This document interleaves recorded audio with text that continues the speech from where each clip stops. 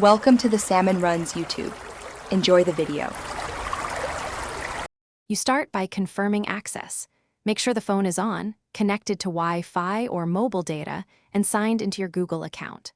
Once done, open a browser on another device and go to the Find My Device page.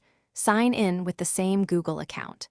Make sure Location and Find My Device were enabled on the phone so Google can see it. If you can already see the device on the map, you're ready to proceed to Remote Actions. You now choose the device you want to reset from the top left menu.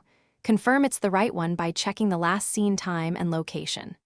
Next, use Play Sound if you need to confirm proximity, or Secure Device to lock it and display a message.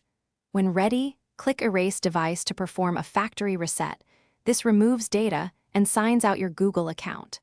Understand that Erase Device will only work if the phone is online. Otherwise, it runs when the phone next connects. You finish by confirming the erase action. The phone will reboot and begin wiping itself, which may take several minutes. Once completed, it returns to factory settings and your Google account is removed. Make sure you have any necessary backups beforehand. If the phone was offline, the erase command will run as soon as it reconnects, so be patient. If the reset fails or the device never comes online, try Google account recovery steps.